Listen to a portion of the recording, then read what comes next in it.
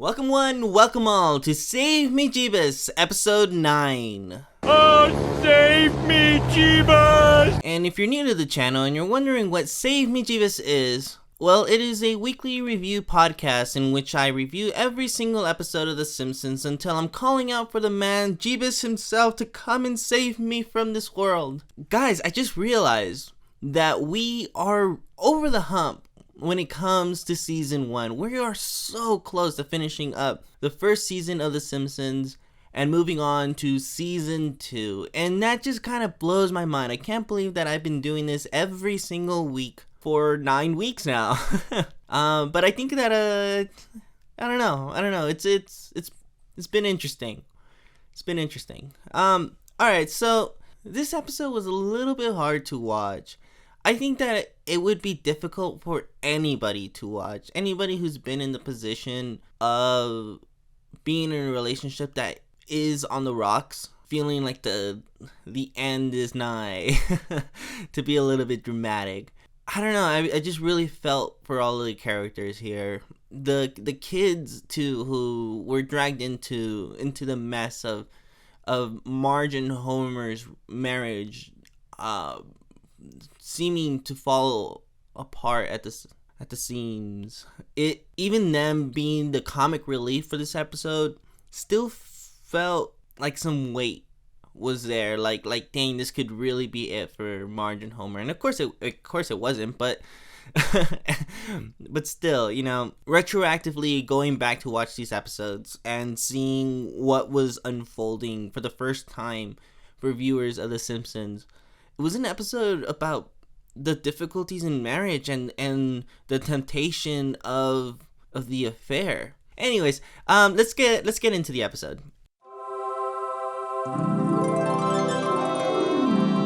So this episode did not have an opening song or an opening. So there's no couch gag, there is no chalkboard gag or any of that. So we can just move on into the episode.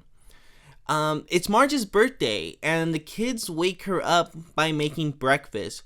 Bart gives her some French perfume, and Lisa crafts some macaroni gift, like it's Marge and Lisa, kind of showing off. I don't know. It's a really nice gift. So they go and wake her up. Homer is distraught by the sound of the kids coming in. And he's like, what, it's my birthday? And they're like, no, it's Marge's birthday. Bart tells Homer something like, gee, man, you forgot your own wife's birthday? And so Homer takes off to the mall to get her a gift, and he's going around looking for something. And Marge pretty much knows what's going on. But later on, she's on the phone with her sisters, and she says something like, oh, he's out getting me a gift right now. And Patty and Selma, or Patty, or Selma, who's talking to Marge, or is it Patty? Hard to tell. You can never tell them apart. One of them is telling her that it's like he only gets you stuff that he wants. And Marge says, well, I'm sure it's not deliberate. And it's just, I adore Marge. I really do. Because of how naive she is. But then yet she's a little bit woke. Like, she knows that her husband is out there getting her a gift as we speak. But she kind of gives him the benefit of the doubt. And I understand, you know, they're in a marriage, and you kind of have to pretend that things are better when they're clearly not. In the case for Marge anyways, it becomes way more apparent later on in the series that she says something like, you have to pretend that everything is okay. Like, she'll make little comments like that throughout the show. And then, like, Lisa would be like, Mom, how can you live like that? And she goes, well, you have to. But that's not now, I guess. I mean, that's to come. So anyways, Homer is out at the mall, and he gets a gift, but we don't see what it is right away. And so he comes home, it's wrapped up, he throws it into the closet, doesn't give it to Marge right away. And Marge tells Homer, was like, well, we're gonna go out for dinner. And he's like, that's great, you know, it's just gonna be the two of us, we're gonna have a lovely dinner, yada yada. And then Marge says, oh, well, we're gonna take the kids. Okay, well, the more the merrier. And then she goes, well, my sisters are coming too. And I believe we get the first doe of this series. because he replies by saying dough. And that's cool. That's cool. I had been waiting for it. I've been trying to keep an eye out for it. So that's nice. The first dough of the series belongs to Patty and Selma. So at dinner, they're at this really fancy restaurant where everybody's singing to everyone. I think like that's kind of like the theme of the restaurant. And Marge is opening up the gifts from the kids, right? And it's the it's the perfume, and it is the macaroni gift, right? Marge takes a whiff of Bart's gift, and she's like, "Ooh, okay, we'll set it aside." And Lisa tells Bart, "Mom liked my gift more than your gift," and he's like, "Nuh-uh, nuh-uh, nuh-uh," and Lisa goes, "Oh yeah, well then why isn't she wearing your gift?" And he goes, "Oh yeah, that's right. Why aren't you wearing my gift, Mom?" And then Marge was like, "Oh, well, it's just too special. I'm gonna save it for later." And Bart goes, "What the hell are you talking about? There's a gallon of this thing, because it's really just a jug." When I first saw the episode, I thought it was wine, and then I had to go back to when I was writing my notes. I had to go back to make sure that it was wine, and no, it was perfume. So Marge kind of BS's her way out of it by saying, "I was like, well, look, this moment is extremely special as it is. So you wear your real special gift of a perfume, it would just kind of cheapen the specialness of tonight because it's already super special." And then he goes, "Oh, okay, well that makes sense. I told you she likes my gift more." Yeah. So yeah. So as all of that's going on, Homer calls over the staff, and then they start to sing happy birthday, and they bring the cake. And Homer hands the gift to Marge, but before Marge can even pick it up, this bowling ball falls on the cake, ruining it after they're done singing happy birthday. And on the bowling ball, you just clearly see Homer. And he goes, "Well, Marge, what do you think of your gift?" And she goes, Well, it's hard to judge since I've never bowled in my life." And Homer says, "Well, if you don't want it, I know someone who will." It's a bowling ball labeled Homer. Anyways, so Patty and Selma are right, and that kind of bugs me because I don't like it when they're right. I don't like it when they're mean to Homer because they're extremely mean to Homer, and I really love Homer. But anyway, so at home, Homer and Marge are getting ready for bed, and Homer has chest hair. The way they drew him, you could just see like a little piece of chest hair just sticking out, and I never knew that. I never knew that Homer had chest hair. Maybe just in this instance. But Marge finally just tells Homer, "You clearly bought that gift for yourself. You had no intention of actually giving it to me." And Homer goes, "Well, no, that's not true."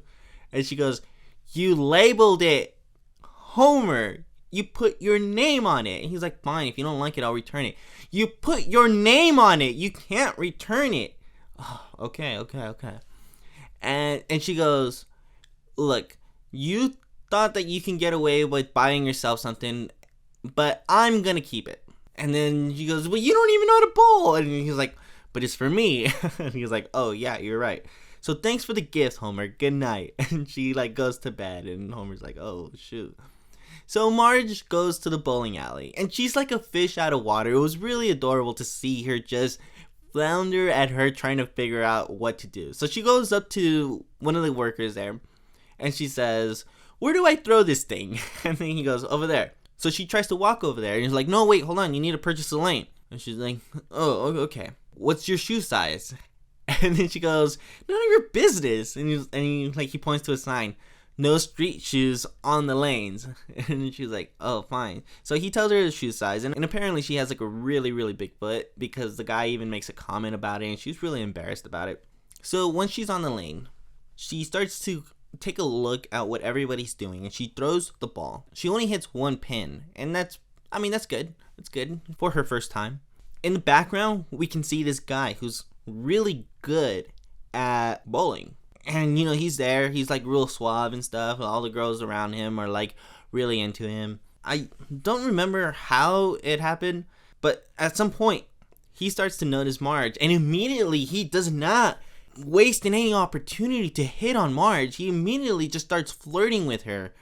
And he's like, oh, well, here's your ball, Homer. And she goes, oh, no, Homer's my ball. I'm Marge. Oh, okay.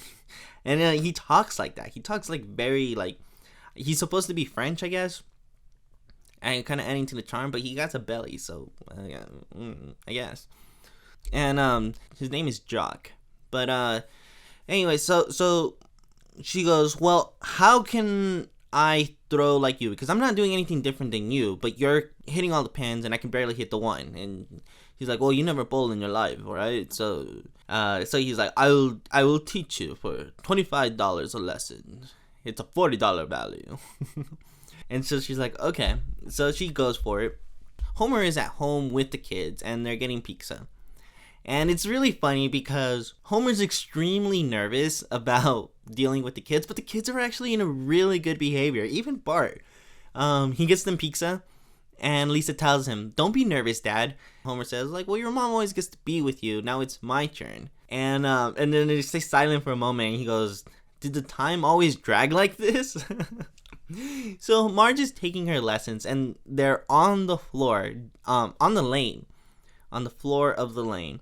And then the guy's like, this is like, feel the floor, Marge. Doesn't it feel, it's so clean that you can eat out of it. Are you hungry, Marge? I was like, yeah, I could eat. Order of onion rings!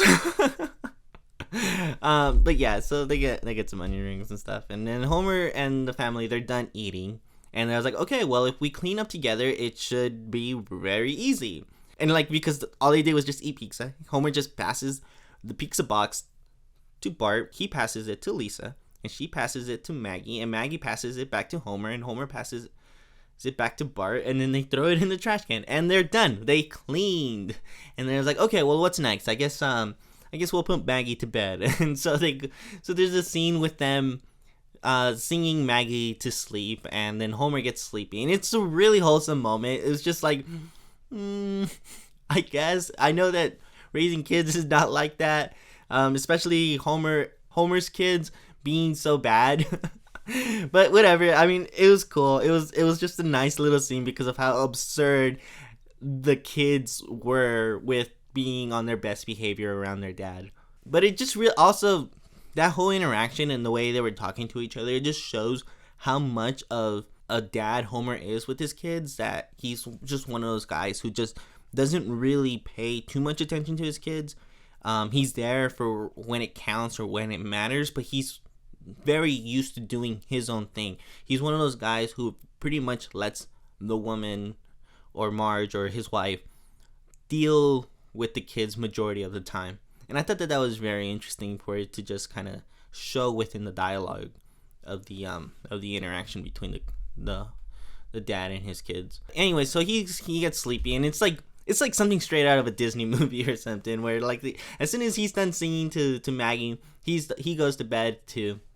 And then Marge comes home, and Homer's like ready to just kind of like soak it in, like, oh, okay, well, I guess you did that, huh? That sure was a thing you did. And she goes, yeah, but I'm coming back tomorrow. And he's like, what? And he's like, yeah, I'm going back again.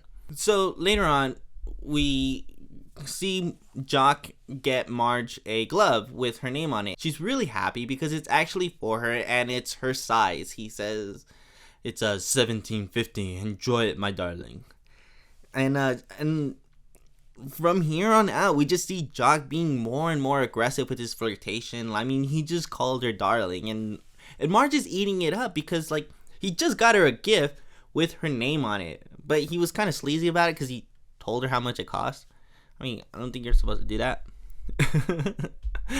It gets way more aggressive with their hand holding because he's even holding Marge's hand, and throughout various scenes, like, they're holding hands while they're bowling, while writing on the scorecard, while picking up onion rings. It's like she's like reaching for something, and then he'll put his hand on top of her, and it's for everything. Jock takes Marge home, and he tells Marge that he wants Marge to meet him for brunch. And she goes, well, what's brunch? And it's like, well, it's nut. Well, it's not quite breakfast, but it's not quite lunch. It's a little bit in between, but you'll love it. You'll love it. You have to come with me. And I'm sorry, it's just such a fun accent to do. But I'm pretty sure it's not even close to what an actual French person sounds like, but whatever. But Marge ultimately agrees to go. And that night, Homer and Marge say nothing to each other at bed. He goes, "Hey, Marge," and she's like, "What is it, Homer?" Nothing. And then they go to sleep. But the next day, Marge gives the kids a bag of food and with a bunch of gifts, and makes sure that she sprinkles a bunch of candy into the bags and tells the kids how much she loves them, how each of them are very special to her. And Bart is eating it up, and he's like, "Oh hell yeah! Like, man, Mom is really outdoing herself with these things. I mean, with lunch." And Lisa sees what's going on. It's like, well, it's because Mom is overcompensating for their rocky marriage. And Bart is in denial. He's like, "No, there's no way." And she's like, "Yeah, look, we're going through these stages that kids go through when their parents are in a rocky marriage. You're in stage 2 and I'm in stage 3 or something like that. Mine is like Lisa's saying, like, well, I'm in stage 3, which is fear, and you're in stage 2, which is denial." And he's like, "I'm not in denial." He's like, "You are." And I'm like, "I am not." And he's like, "You are." Nuh-uh, yeah-huh, nuh-uh, yeah-huh, nuh-uh. "I am not in denial. Now say that I am not in denial." Okay, gee, I stand corrected.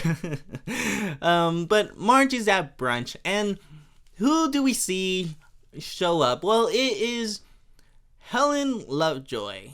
Helen Lovejoy comes over and she points out that, "Hey, I just noticed that your Marge Simpson is out at lunch with another man who is not her husband."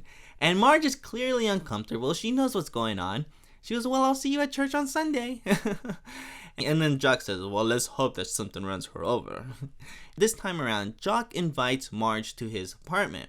And Marge faints and imagines going to the apartment and being a wonderful experience. She's really into it. In her imagination, Jock has a bunch of trophies, and she even says, "Wow, those are a lot of bowling trophies, huh?" And like, "Those are not trophies for bowling. There are trophies for love making." And so when she wakes up, she goes, "Is Thursday okay?" And you're like, "Oh yes, of course, Marge. Thursday is okay." And at home, Homer notices Marge's glove that says, "For Marge." And I think that this is the moment that Homer really just notices what is going on. That there's clearly another guy. Because, I mean, he didn't get that glove for her. He's extremely depressed. I mean, he had been depressed, but now he's just, I mean, the truth is in the pudding. And Bart comes in and he's like, "Let's play ball." And he's like, "Son, I can't even lift my head, let alone throw a ball." Outside, Bart throws a ball and it hits Homer straight in the head, knocking him over. And he goes, "Gee, Dad, you didn't even say ow." And he's like, "Oh, I forgot to say it. Ow." Lisa, something's seriously wrong. And it was like, and Lisa goes, "Welcome to stage 3. It's like, no. There's something seriously wrong with Dad. And he's like, so Bart runs to his dad, who's still on the floor, and he gives him some advice. He's like, "Dad, well, look, I'm just gonna give you some advice that you've given me." He's like, when the chips are up against you, just keep quiet. That way you don't make things worse." And Homer goes, "I told you that advice." Well, that's some really good advice. So the next day, Marge is making sandwiches. And Homer tells Marge in his own way how much he really appreciates her and everything. He says something like, most people, when they make sandwiches, the jelly kind of squirts out on the edges and it kind of gets all over your fingers. But you, Marge, you find a way to just keep the jelly in the center where it's supposed to be. That way you never have to worry about it. And he says, "Goodbye, my wife." And he takes off to work. And Jock is at his apartment getting ready. I was like, "Oh, I'm totally gonna score today." And Homer's at work. He's having his lunch, and his coworkers ask him, like, "Hey, Homer, aren't you hungry?" "I'm starving, but I don't want to eat this." And he's like, "Why not?" And he's like, "Because it's all I have left of her. How can I eat this?" And God, that really hurt. I really felt that. But Marge is driving to the apartment, and she's seeing all these things that signify marriage and family. There's like newlyweds coming out of a chapel, a family walking with a stroller, an old married couple holding hands, and married couple gravestones, and she's at a crossroads. between the power plant and the name of the apartments. And she's like going one way and then she reverses and goes the other way and she reverses and she's there, she's stuck at the crossroads. But then we see at the power plant, she actually is walking through it. So she chose Homer and she goes up to Homer. She kisses Homer on the cheek and he goes, "Marge, what a lovely surprise. You're here to see me, right?" And she throws her arms around Homer and says, "Of course." And so he's taking off with his wife. He's walking out. And somebody says, "Hey, Homer, what do I tell the boss?" And there's like, "You tell him that I'm going to the back seat of my car with the woman I love. And I won't be back for 10 minutes. And the episode ends with Homer and Marge walking out into the sunset. And the episode ends. I don't really remember this episode growing up. But I do remember the premise. I do remember watching it. I clearly remember the bowling ball marked Homer. But I don't remember the part with Marge eating up the flirtation and actually considering having the affair. That's all new to me. But overall, like I said, this episode was just hard to watch. Just because seeing Homer and Marge, the iconic duo, have an affair episode. An affair episode in season 1. Oh my god. It's just... And like just the fact that Marge actually considered doing it, it was so gut-wrenching. And I enjoyed the bit and pieces from the kids because of how dramatic Lisa was and how dumb Bart is in the face of their parents facing divorce or the affair.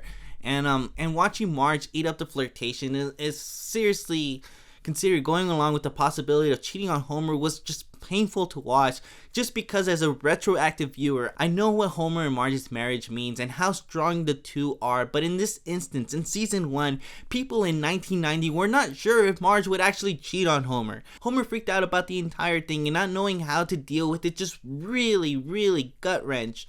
He basically put Marge in the arm of another guy just by being a bad husband and buying a gift for himself on his wife's birthday. It just, like, he did it to himself, but you still feel for him. You because you just love this family. I think Marge hearing Homer's speech about the jelly is what convinced her not to cheat. On the surface, it seems like a minuscule speech about some random thing that Marge does, but I think that it was just exactly that, what Marge needed to hear for her to stay with her husband. That the guy that she married, the guy that she fell in love with and had kids with, actually appreciates her. It's nothing crazy, but he appreciates the way that she makes sandwiches for him. And I think that that's all that she really wanted. And the moment when she comes home from when Jock invites Marge to brunch, Homer didn't say anything. I think that if he had said something in that moment when he comes home, where he says, "Hey Marge, yes Homer?" Oh, nothing. If he had actually said something, he actually spoken up, I don't think that she would have gone. I think that she just wanted to feel something from Homer. So let this be a lesson to you fellas. Don't take for granted the women in your lives. And so next week, it's Homer's night out. Shutterbug Bart captures Homer with a sexy entertainer at a bachelor party. And I remember this episode. It's going to be another one of those weird episodes about their marriage. It kind of just feels a little bit too soon. Like Marge was already mad at Homer in this episode and considered leaving him. So I don't know, just to see two episodes as such heading back to back. That's going to be interesting. All right, I'll see you guys then. Bye, ciao.